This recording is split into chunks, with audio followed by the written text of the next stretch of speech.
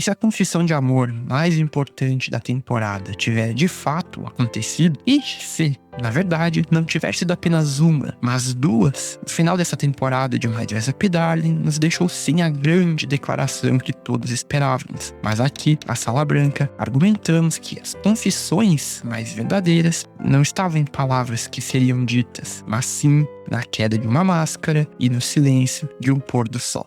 O clímax dessa temporada não era sobre o começo de um romance, mas sobre a celebração da sua ideia central, a coragem de olhar para além da fachada. Vamos entender como a resolução do conflito entre Akira e a Marin serve como a chave para decodificar a temporada inteira. Vimos que o ódio da Akira era, na verdade, uma admiração tão intensa que se manifestava como uma aparente hostilidade. E essa foi a última grande máscara a cair. O propósito dessa temporada foi exatamente esse, um processo de desmascaramento, onde cada personagem foi forçado a confrontar suas próprias fachadas e inseguranças, revelando que, por baixo de tudo, o que resta é o amor em suas formas mais variadas. E a selfie final, com sua ausência de palavras, é a mensagem definitiva. A jornada não é sobre se declarar, mas sobre a conquista de um entendimento tão profundo que as palavras se tornam secundárias. O episódio começa na quietude da antecipação. A decisão da Marin está tomada. Hoje será o dia da confissão. E a cena inicial já nos mostra as fundações sobre as quais essa relação foi construída. Observe a naturalidade, toque casual do Gojo, um gesto que na primeira temporada teria causado um curto-circuito em ambos. Agora é apenas uma Marin se questionando se poderia se declarar.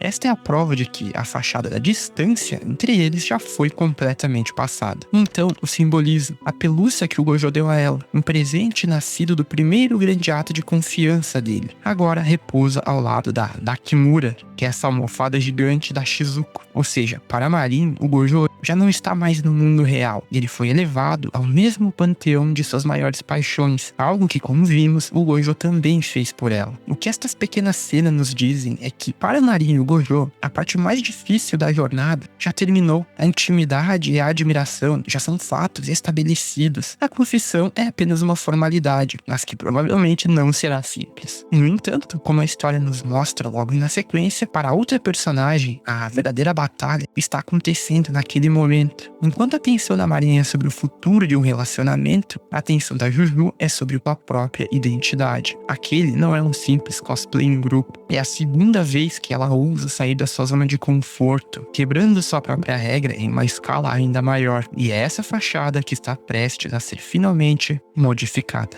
O foco se volta para a Juju, e o que testemunhamos é o clímax de sua jornada de amadurecimento. A sua justificativa para participar, mesmo com medo, é de que ela faz isso por sua irmã. É a lógica da irmã mais velha, o papel que a definiu. Ela se coloca em uma posição de sacrifício, de responsabilidade. E esta é a crença que ela projeta para o mundo e para si mesma. Mas a realidade da experiência é muito mais contraditória. Ela não está sofrendo pelo bem da irmã, ela está, inegavelmente, se divertindo. A cooperação, as novas experiências, o desafio, tudo isso a está preenchendo de uma forma que sua zona de conforto nunca conseguiu. O curto-circuito final dela, mostrado de forma cômica, é na verdade a representação visual de uma dissonância cognitiva avassaladora. Sua crença fundamental: estou fazendo isso como um sacrifício pela minha irmã, entra em colisão direta com a verdade inegável da sua experiência. Eu estou me divertindo em cada segundo disso. A mente dela não consegue reconciliar os dois. É o reconhecimento de que sua antiga crença, a de que sua paixão tem limites e regras rígidas, foi provada falsa. Assim como o Gojo, ao longo dessa temporada, ela também teve uma crença defeituosa substituída por uma melhor. Mais uma máscara caiu, o que nos leva à queda da máscara final e mais chocante dessa temporada. Qual é a verdade que se esconde por trás do ódio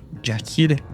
Chegamos à última e mais chocante máscara a cair, a revelação sobre Akira. À primeira vista pode parecer barata, mas na verdade ela é a síntese genial de toda a temporada. A história nos fez acreditar que a hostilidade da Akira era ódio, E isso foi uma escolha deliberada, porque o ódio e a admiração obsessiva são dois lados da mesma moeda. Ambos são emoções de altíssima intensidade. A transição de um para o outro não é uma mudança, mas uma rápida inversão. Quando a verdade explode, ela o faz de forma barulhenta e catártica. O ódio contido se revela como uma devoção quase desesperada. A fachada da Akira não era para enganar os outros, era para proteger a si mesma. E aqui entendemos a raiz da personagem. Como vimos em seu flashback, a sua família a puniu por amar o que amava. A lição que ela aprendeu foi brutal. Para proteger o que você ama, esconda. Sua hostilidade para com a Marin não era desprezo, era uma forma distorcida de reverência. Era a armadura que ela construiu para conter uma paixão que ela mesma julgava como excessiva e inadequada para uma adulta. Ao tratar a Marin com distância, Akira estava, na verdade, tentando proteger a todos de si mesma. Ela se protegia da humilhação de ter sua paixão novamente exposta e julgada, e protegia os outros do fardo, como ela mesma coloca, de ter que lidar com uma adulta surtando. Sua hostilidade, portanto, não era um ataque, era um ato desesperado de autocontenção. A pergunta dela, eu mereço isso, não é sobre a foto, é sobre se ela merece a felicidade de finalmente poder expressar seu amor abertamente. E é aqui que todas as jornadas desta temporada convergem. Gojo, a Marin, Juju, o Himeno, a Akira, todos eles lutaram com suas próprias máscaras, com suas próprias mentiras autoimpostas. E a solução para cada um deles foi a mesma: a conexão com os outros. Foi a força externa que lhes deu a permissão para derrubar suas fachadas internas. Até mesmo o Himeno, cuja jornada eu mesmo, na análise do episódio 3, interpretei talvez superficialmente como escapismo, nos ensina que existem muitas formas de se lidar com a própria identidade. E o importante é encontrar a forma que ressoe com cada um de nós. A frase final da Marin: é mesmo importante dizer às pessoas o que sentimos. A lição da temporada é selada, o que nos leva ao momento final, onde esta exata lição será posta à prova.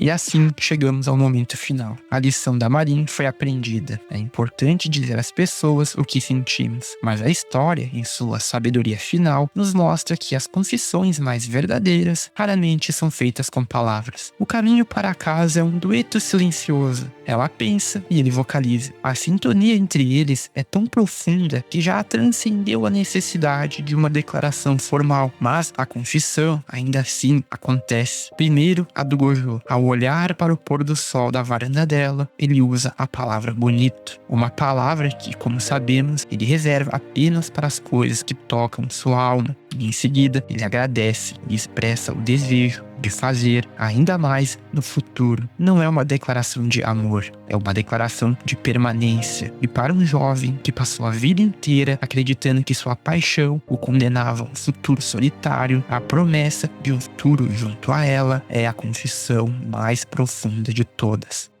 Depois, a da Marin. Ao ouvir isso, a sua mente não recapitula momentos românticos. Ela recapitula momentos em que um cuidou do outro. E sua resposta não é verbal, é um ato simbólico. Tire uma foto comigo. E o ciclo se completa. A fotografia, que tem sido o documento oficial da jornada deles nessa temporada, evolui. Não é mais uma foto dele na capa do celular dela, ou uma foto dela capturada por ele na câmera. É uma foto deles, juntos. O eu e o você finalmente se tornam um nós. É a segunda confissão silenciosa. A queda do celular, um ato de caos cômico, não importa. O momento foi registrado. E com isso, a história se despede. Os personagens acenam, não apenas um para o outro, mas para nós. As máscaras caíram, o entendimento foi alcançado. O que resta não é o suspense de uma confissão, mas o horizonte aberto dos desafios que o relacionamento de verdade trará. A jornada do amor não terminou. Ela apenas pôde finalmente começar. E no fim, talvez a lição mais bonita de My Dress Up Darling seja essa: as grandes confissões, as grandes declarações, elas não são o objetivo da jornada do amor. Elas são apenas as placas de sinalização ao longo do caminho. A verdadeira jornada acontece nos momentos entre elas, na vulnerabilidade de um silêncio compartilhado e na simples e profunda alegria de encontrar alguém que vê o mesmo pôr do sol e o chama de bonito. E essa foi a nossa jornada pela segunda temporada de My Dress Up Darling. Eu agradeço imensamente a cada um de vocês que acompanhou essa série de análises até aqui. A jornada do canal, assim como a dos personagens, só tem sentido por causa da companhia de vocês. Espero vê-los na próxima etapa do canal. Essa é a Sala Branca.